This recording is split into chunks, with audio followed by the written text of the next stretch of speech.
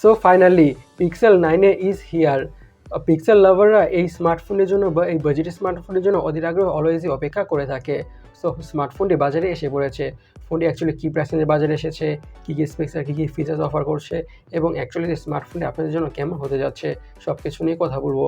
So let's talk about Google pixel 9a। শুরুতে ফোনটির লুকসটার কথা বলে বা ডিজাইনের কথা বলে, দিস ফোন লুকস ঠিকঠাক, খুবই ক্রেজি টাইপের ডিজাইন থাকছে না, স্যাটেলের মধ্যে ঠিকঠাক টাইপের বা মিনিমাল টাইপের ডিজাইন থাকছে, বাট ডিজাইনটা দেখতে সুন্দরই লাগছে। খুবই যে খারাপ লাগছে দেখতে তা কিন্তু নয়। বলা যেতে পারে বাজেটের মধ্যে না আপার রেঞ্জের মধ্যে প্রিমিয়াম স্মার্টফোনের লুকসই থাকছে। ফোনটির সাইডে থাকছে অ্যালুমিনিয়াম ফ্রেম এবং ব্যাক সাইডে ইউজ করা হয়েছে প্লাস্টিক বা গ্লাস্টিক। আমাদের মতে ব্যাক সাইডে গ্লাস ইউজ করা হলে ফোনটা আরও বেশি প্রিমিয়াম হতো, রাইট? আচ্ছা, এখন ফোনের ডিসপ্লেটা আগে নিয়ে কথা বলা যাক। ডিসপ্লেটা হচ্ছে 6.3 ইঞ্চের পিওলেড ডিসপ্লে উইথ 120 হার্জের রিফ্রেশ রেট। আরও থাকছে HDR10 এর সাপোর্ট এবং 2700 নিটসের পিক বা ম্যাক্স ব্রাইটনেস। এই প্যান্ডিতে মুভিজ দেখে, ইউটিউব ভিডিওস দেখে, সিরিজ দেখে, যে কোনো কিছু দেখে অনেকটা ভালোভাবে এনজয় করা যাবে, that's for sure or obvious. এবং হাই রিফ্রেশার থাকার কারণে স্ক্রোলিং করে, ব্রাউজিং করে, গেমিং করে, এমন যত ধরনের টাস্ক আছে পারফর্ম করে তো অনেক বেশি স্মুথনেস আর ফিল তো পাওয়া যাবেই। আর ইন জেনারেলি পিক্সেল স্মার্টফোনগুলো ডিসপ্লে প্যানেল কোয়ালিটি অনেকটাই ভালো হয়ে থাকে। সো ডিসপ্লে দিক থেকে একেবারে ডিসঅ্যাপয়েন্টেড হতে হবে না। স্পিকিং অফ ডিসঅ্যাপয়েন্টেড হতে হবে না, ফোনই প্রসেসর হিসেবে অথবা চিপসেট হিসেবে ইউজ করা হয়েছে গুগলেরই নিজস্ব প্রসেসর বা chipset, which is tensor G4।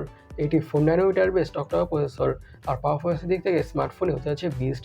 High লেভেলের গেমসগুলোকে ম্যাক্সোর সেটিংস অনেকটা ভালোভাবেই খেলা যাবে অথবা রান করা যাবে কোনো ধরনের ইস্যুস ছাড়াই।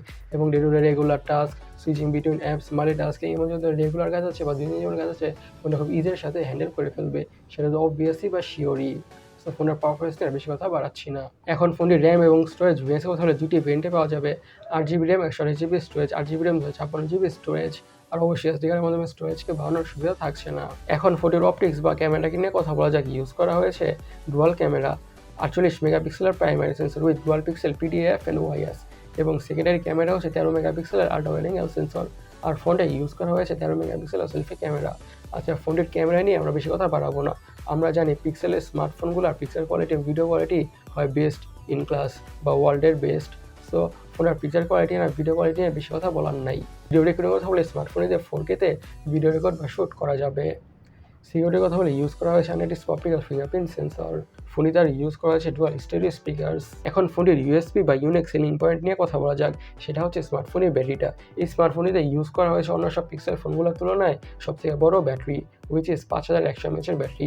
এই 5100 mAh ব্যাটারি কম্বাইন উইথ এত পাওয়ারফুল একটি প্রসেসর এবং ছোট ডিসপ্লে, ফোনে থেকে খুব ইজিলি 1.5 থেকে 2 দিনের ব্যাটারি ব্যাকআপ পাওয়া যাবেই।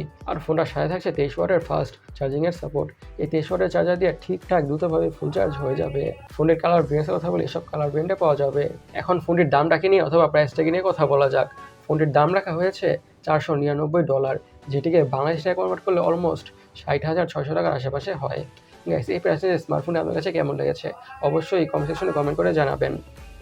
আর আমাদের আজকের ভিডিওটি পর্যন্তই। আমি সৈকত, সাইনিং আউট।